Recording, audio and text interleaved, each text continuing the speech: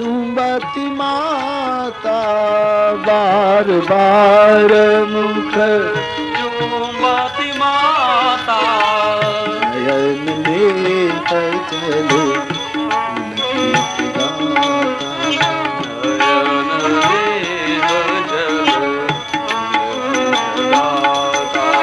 नयन जे जल पुलकित गाता।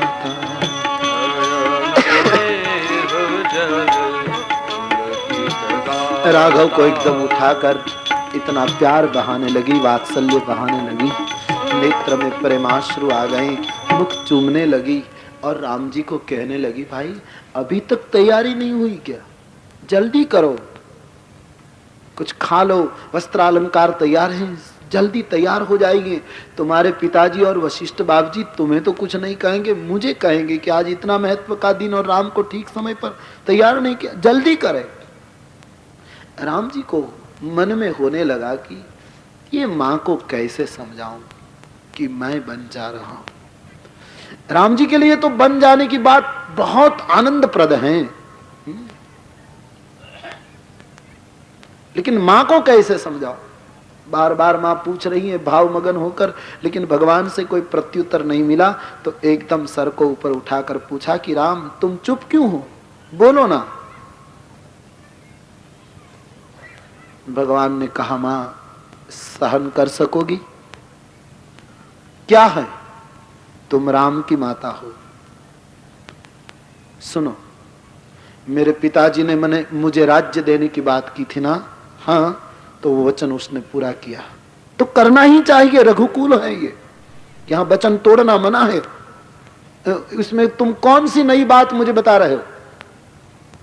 हाँ मां, मैं ये कह रहा हूं कि राज देने की जो घोषणा हुई थी मेरे पिताजी ने वो वचन निभा लिया। कितना बचाव कर रहे हैं पिताजी।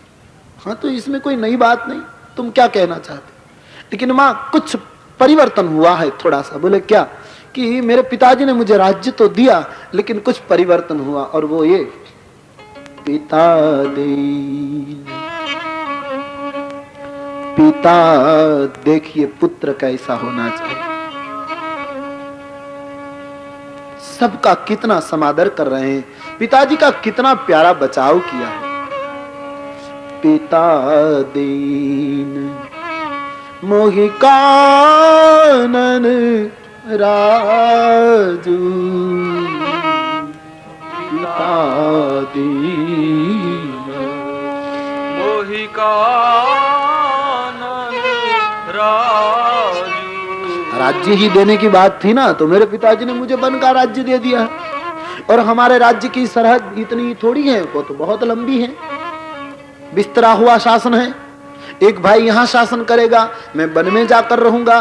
तो ऋषि मुनियों को, विश्वामित्र जी को यहाँ आना पड़ा याचना करने के लिए, अब किसी को आना नहीं पड़ेगा। मैं आश्रम आश्रम पर जाऊंगा, सबको पूछूंगा, और अवधि पूरी होते ही कई अनुभव, कई वो लेकर वापस आऊंगा, तेरे चरणों को प्रणाम कर। मन कुछ हुआ ही नहीं। जीवन में जो घटना घटने वाली है वो घटेगी, उसको कितनी हम अपने विवेक से हल्की बना सकते हैं, उस पर हमारी समझ का आधार है। मानो कुछ हुआ ही नहीं, कल 14 साल पूरी हो जाएगी, मैं वापस लौट आऊंगा, मेरे पिताजी ने मुझे वन का राज्य दिया है, तुम मुझे आशीर्वाद दो, सबको संभालना, बस मानो सहज बोल गए। वनवास की बात जब सुनी मां कौशल्या ने, एक क्षण के लिए राम का हाथ छूट गया, और देखने वालों को लगा, यदि कोई उस वक्त मां कौशल्या को देखे तो लगता कि कौशल्या जी नहीं खड़ी हैं।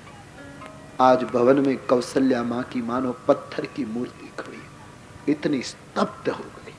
वनवास, मां धीरज रखो, इसलिए मैंने तुम्हें पहले से कहा। एक किसने किया, कैसे हुआ, बताओ मुझे। राम जी ने सचिव सुत के सामने देखा, और प्रभु की इच्छा को देखकर सब बात बता दी गई।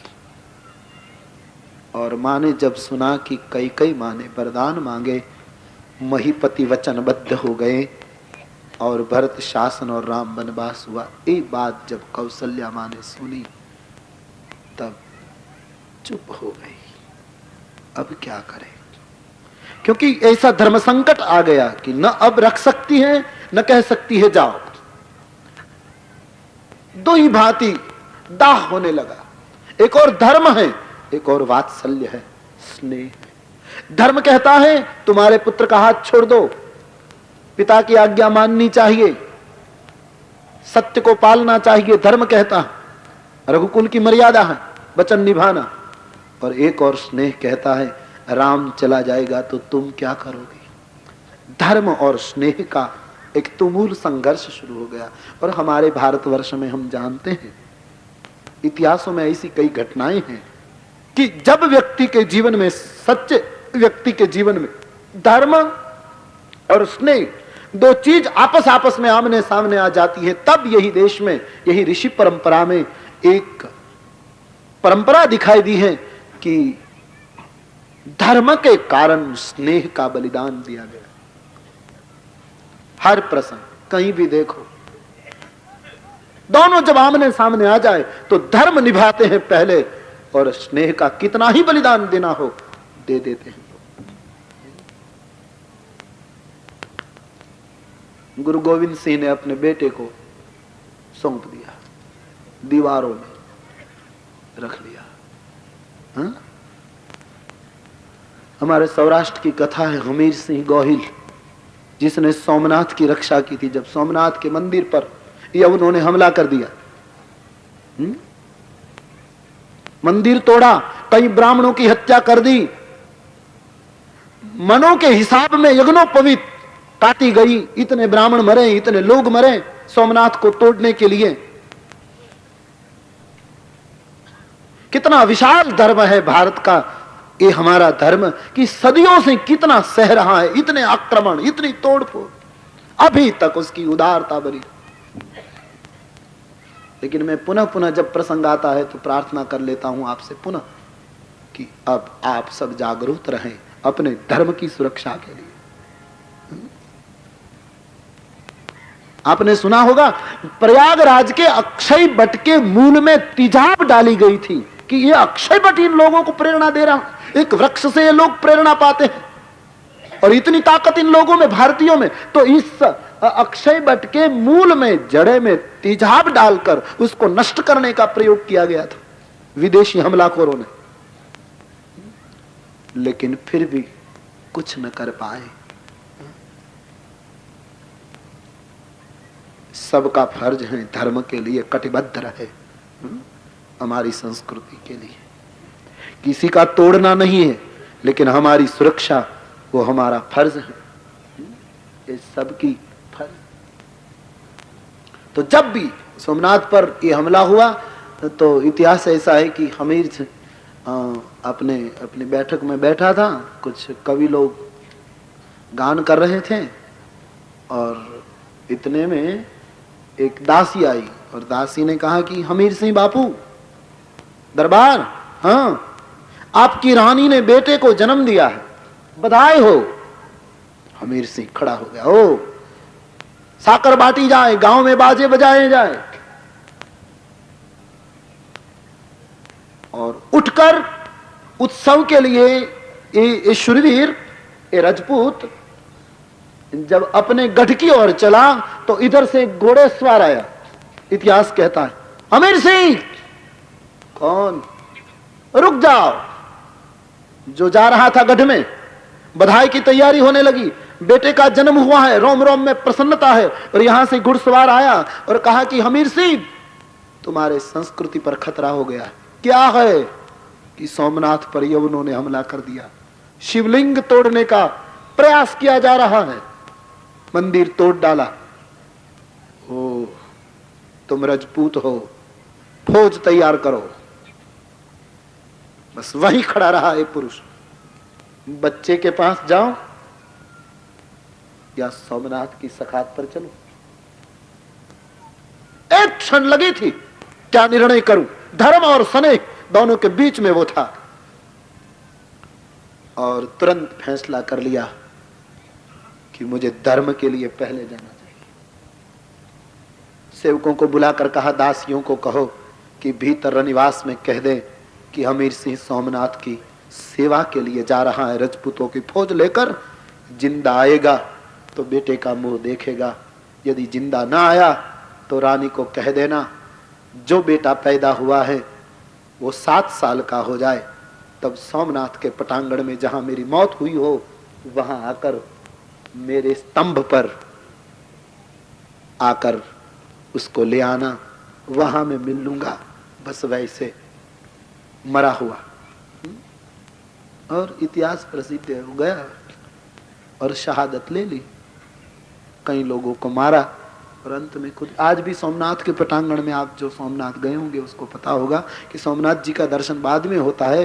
पहले जब आप मैदान में प्रवेश करोगे सोमनाथ के आंगन में, तो खमीर जी की खांभी आती है। प्रथम खमीर जी का वहां वो है। मेरी बात यही कि धर्म और स्नेह जीवन में जब आमने सामने आ जाते हैं, तब यही निर्णय इस देश में हुआ है। मां कौशल्या सोचने लगी, क्या करूं? धर्म स्नेह उभय मति घेरी।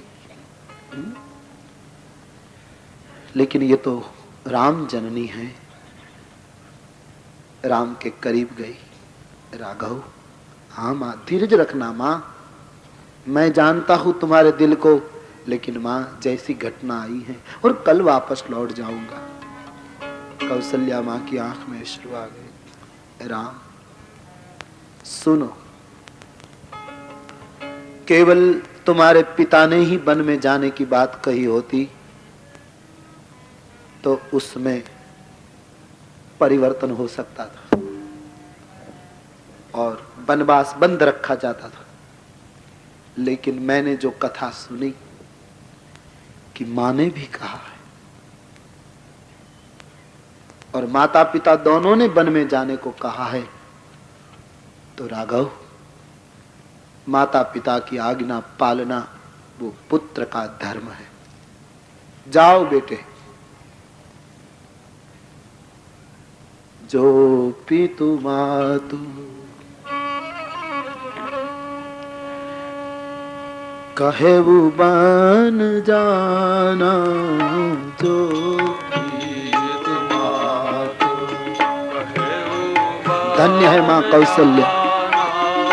जो पितु मातु कहेवु बन जाना, जो पितु मातु कहेवु बन जाना, तो कानन सत्यवध समाना।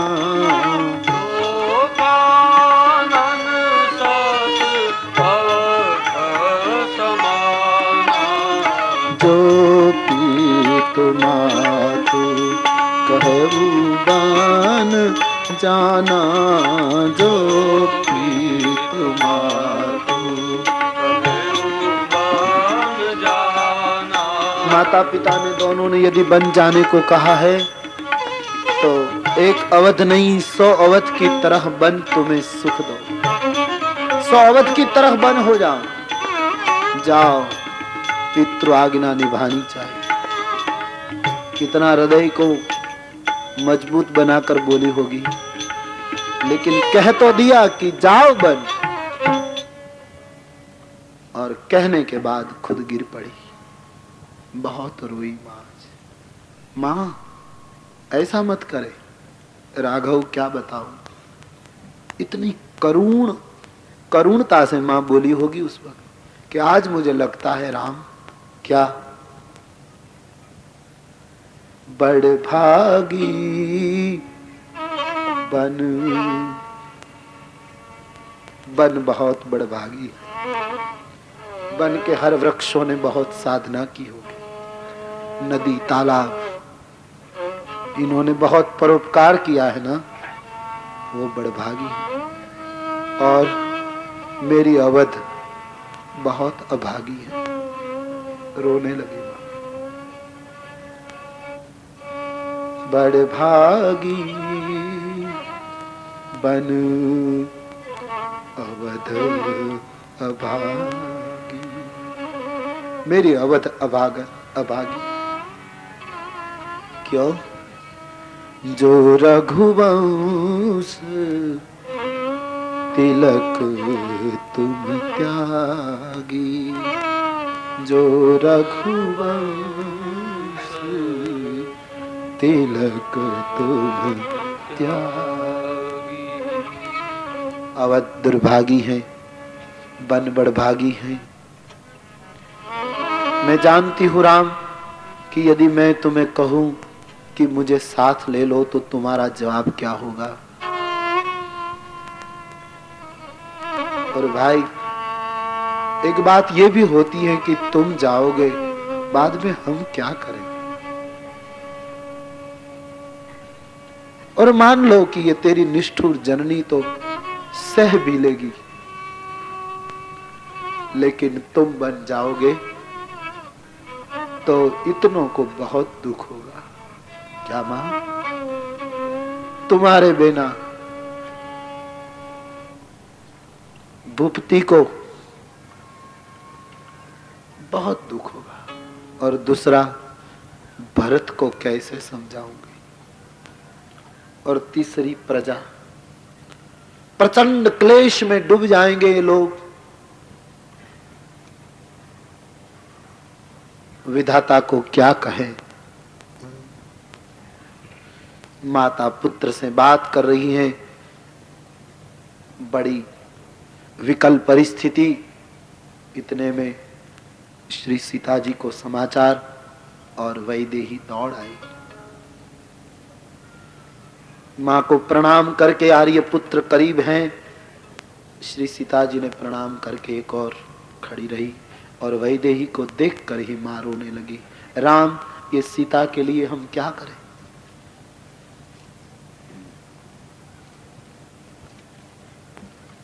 सीता के लिए कौन सा फैसला करें। वो रघुकुल की पुत्र वधू है, सह लेगी।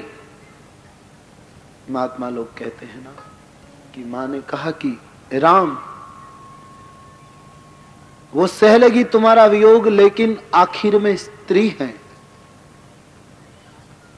वो कभी फरियाद नहीं करेगी, लेकिन फिर भी तुम्हारी याद में कोई संध्या को वो राजभवन में अकेली रोती होगी, तो हम उसको क्या कहेंगे कि बेटी, हमारे राज्य के कुछ इस घटना ने तुम्हारे सभी सुखों को छीन लिया, ये कहेंगे हम। और यदि तुम कहो कि मैं साथ ले चलूं तो वो भी नहीं हो सकता, क्योंकि श्री सीता जी की कोमलता को हम जानते हैं, वो कितनी कोमल है, उसका स्वभाव कितना भीरू है।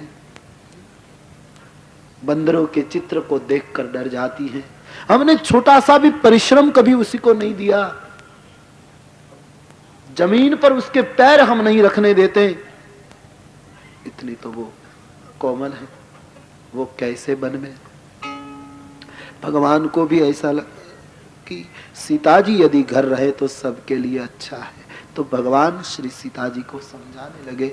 बन के दोष गुण सभी बात भगवान ने भय भी बताया, फर्ज भी सुनाई, धर्म की भी बातें कही कि देवी आप घर रहो तो सबके लिए अच्छा रहेगा, और आप घर की शोभा है, भामिनी भवन की शोभा है, वन में आप नहीं रह सकती, आपकी कोमलता वन के लिए नहीं है। 14 साल कल पूरी हो जाएगी, मैं वापस लौट जाऊंगा। सीता जी को समझाया, वन में ऐसा है, पैदल चलना कुछ कंटक है, कुटिया में रहना, कंदमूल फल खाना, वो भी समय पर मिले, ऋतु हो तो मिले, न भी मिले बलकल पहनना, मुनियों के वेश को रखना, और राक्षस लोग घूमते होंगे, हिंसक प्राणी, तुम्हारा भीरू स्वभाव है, तुम बन के योग्य नहीं हो। सब तरह से समझाया। श्री सीता जी मर्यादा से भगवान से पूछती है, महाराज आपने सब बातें कही ठीक है, लेकिन आप मुझे ये नहीं बताएंगे कि आर्य नारी का धर्म क्या है। कल जनकपुर में पता लग जाएगा, ये बात छिपी थोड़ी रहेगी, और कल जनकपुर में समाचार फैल जाएगा। कि आर्यपुत्र वन में गए और हमारी वैदेही घर रही। तुम्हारे पग पग चलने की जिन्होंने मुझे संस्कार दिए, शिक्षा दी, वो रोएंगे कि हमारी बेटी ने हमारा संस्कार नहीं निभाया। और मैं आपकी पत्नी होती तो आप मुझे विलक कर सकते, मैं तो परिछाई हूं, आपसे भिन्न कैसे हो सकूं। नारी के लिए पति ही सब कुछ है महाराज। और फिर भी आप जो फैसला करें, लेकिन आपको इतना भरोसा हो कि आपके वियोग में सीता 14 साल जी सकेगी तो मुझे घर पर रख कर जाएंगे। मैं आपसे एक यकीन दिलाती कि यदि आप मुझे ले जाओ तो सभी दुखों को मैं मेरे सुख में पलट दूंगी। हर चीज को मैं ऐसा मानूंगी, ऐसा मानूंगी, ऐसा। मैं सुख को कभी याद नहीं करूंगी, दुख की कभी आपसे फरियाद नहीं करूंगी। बस ये सूत्र समझ लो जीवन में, सुख को बहुत याद नहीं करो और दुख की जहां तहां फरियाद न करो। हम लोग जहां तहां दुख की शिकायतें करते रहते हैं, ये हो गया, ये हो गया, और सुखों को याद करके रोते रहते हैं। ये जीवन है। यहां भगवान जैसे बहाए बह जाओ, जैसे नदी में पत्ता गिरा और नदी जहां पत्ते को ले गई, वैसे प्रभु के इस विराट में बहो। भगवान जिस, हमारे गुजराती में एक पंक्ति है, आप समझ सकोगे। बस ऐसे बहो, हर घटना में ऐसा कह दो, रघुवर तारी मर्जी, प्रभु तेरी मर्जी। हम राजी हैं उसी में जिस पे तेरी रजा है।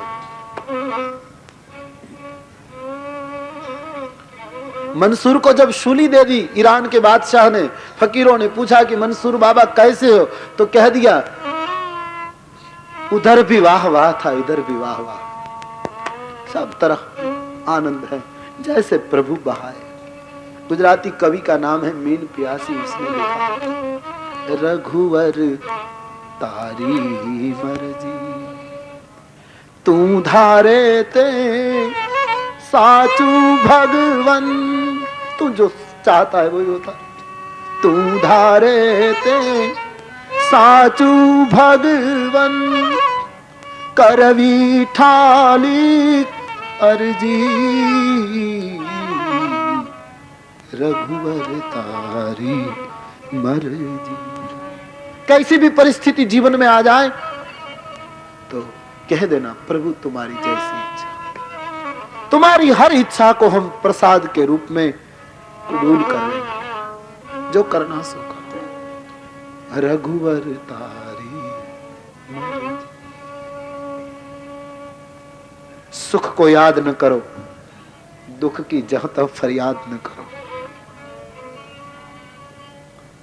प्रभु मुझे साथ ले लो। आपकी सेवा करके ये दासी हर दुख को भूल जाएगी, धन्य हो जाएगी। बहुत चर्चाएं हैं, अंत में भगवान ने सोच लिया कि हठ राखेगी, प्राण त्याग देगी, कह दिया साथ में आने की तैयारी करो। सीता जी को भी सूचना मिल गई। कौशल्या मां देख रही कि मेरी दुनिया उजड़ रही है।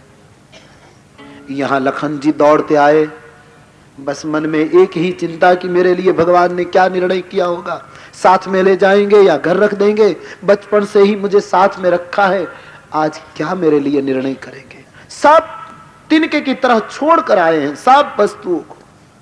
इतना परम वैराग उठा है मन में, और प्रभु के पास आकर खड़े रह गए। अवाक, मेरे लिए क्या आज्ञा होगी। भगवान ने लक्ष्मण जी को देखकर कहा, लखन भरत भैया घर नहीं है, पिताजी की तबीयत ठीक नहीं है, पिता के वचन को मानकर मैं बन जा रहा हूं, और तुम पर बहुत जिम्मेदारी आ रही है, सबको संभालना, सबकी सेवा करना। भरत आ जाए तब तक सबको ठीक ठाक रखना, और माता पिता की सेवा करना पुत्र का धर्म है। तुम अवध में रहना। लक्ष्मण जी को भी भगवान ने समझाया। लक्ष्मण जी ने कहा कि महाराज 5 साल का भाई, 25 साल का भाई 20 साल के अपने छोटे भाई के ऊपर 1 मन का वजन रख दें तो वो न्याय माना जाएगा कि 20 साल का उठा सकेगा, इसलिए बड़े भाई ने उसके सर पर 1 मन वजन रख दिया, तो वो समझ में आ सकता है। लेकिन 25 साल का भाई 5 साल के छोटे भाई के ऊपर 1 मन का वजन डाल दें तो वो न्याय नहीं, अन्याय है महाराज। मैं ये कैसे सब ढो पाऊंगा? मैं तो आपका बालक हूं महाराज। और क्षमा करे, माँ खड़ी है यहाँ, मैं बोलूं शायद अच्छा न लगे, लेकिन मुझे ये कहाँ पता है कि मेरे माता पिता कौन है। मुझे तो इतना ही सिखाया गया है कि तुम्हारी माँ वैदेही है, तुम्हारे पिता राम है। यदि माता पिता की सेवा करना ही धर्म है तो मुझे साथ ले चलो। मैं अवध में नहीं रह सकता महाराज। नीति और धर्म का उपदेश उसको देना चाहिए प्रभु कि जिसको इस लोक में कीर्ति चाहिए, परलोक में मुक्ति चाहिए। जिसको चाहिए वो ले जाए कीर्ति मुक्ति। मुझे तो आपके पद की सेवा और प्रीति चाहिए। मैं नहीं रह पाऊंगा महाराज। और यदि आपने घर छोड़कर जाने का फैसला किया तो खैर, सरजू तट तक आऊंगा विदा देने को, और आप आगे जाओगे, मैं सरजू जल में डूबकर अपने जीवन को समाप्त करूंगा। लखन ऐसा मत बोले। मां भी रोने लगी, प्रभु को भी अच्छा नहीं लगा। समझ गए भगवान कि लखन के प्रेम की तीव्रता बड़ी अद्भुत है। चलो लखन, मां सुमित्रा के पास जाकर विदा ले आओ। और मां के दिल मत दुभाना। मां जो कहे जाओ, तुम्हें धर्म निभाना है। जिस मां के उदर से तुमने जन्म लिया वहां जाकर एक बार निभा लो मातृदेवो भव को। मैं अभी आया प्रभु। लखन जी मां सुमित्रा के पास जाते हैं। यहाँ सुमित्रा मां को तो कुछ वो खबर ही नहीं। इतने लोग व्याकुल हुए होंगे अवध में कि कोई कौशल्या मां तक कहने भी नहीं जा सके। दास दासी सब उत्सव में थे। और लखन जी ने आकर मां को कहा, प्रणाम किया। लखन कब है वो मुहूर्त? कुछ देरी हो रही है क्या? कुछ परिवर्तन हुआ है समय में? मैं तो कब से तैयारी करके। लखन जी ने कहा, मां तुम बहुत भोली हो, तुम्हें कुछ पता नहीं। क्या है? तो हृदय को मक्कम करके सुन लो। भगवान राम जी को 14 साल का वनवास मिला है। वनवास? हाँ, अभी जाने की तैयारी है। मां वैदेही भी जा रही है साथ में। मैं तुम्हारे पास विदा के लिए आया हूं। बोलो। राम वनवास की बात सुनी है सुमित्रा अम्बा ने। सब घटना से अवगत हुई, कांप गई। ओ क्या कर डाला है अवध में। मां मैं तुमसे पूछने आया हूं, बोलो मुझे क्या करना? बताओ, तुम मां हो, भगवान ने भेजा। और धन्य है सुमित्रा मां को। हाँ, क्या इस देश में कितने महान पात्र हुए हैं। लखन का हाथ पकड़ करके कहा कि यदि राम और सीता दोनों वन में जा रहे हैं तो तुम मुझे पूछने क्यों आया? तुम्हारे माता पिता तो वो है, वहां से ही सीधे चले जाना चाहिए, यहां क्यों आया? तात तुम्हार मातु वैदेही, तात तुम्हारी माँ अपना सभी अधिकार छोड़ रही है। तात तुम्हार मातु वैदेही, तात तुम्हारी मातु वैदेही, पिता राम सब भांति स्नेही, पिता राम सब भांति स्नेही, अवध तहाँ जहाँ राम निवास, अवध तहाँ जहाँ राम निवास, तहीं दिवस जहाँ भानु प्रकाश, तहीं दिवस तुम्हारे माता पिता राम वैदेही है, तुम्हारी अवध वहां है जहां राम हो, वही दिन होता है जहां सूर्य हो। राम सीता यदि वन में जा रहे हैं तो अवध में तुम्हारा कोई काम नहीं। मन वचन कर्म से राम के चरणों में यदि तुम्हारा मन लग जाए और भगवत सेवा में ही तुम डटे रहो तो ये मेरा परम सौभाग्य होगा। जाओ। पुत्र वाली माता तो वो ही है जो अपने बेटे को ऐसी सलाह दे। लखन जी को तैयार कर दिया।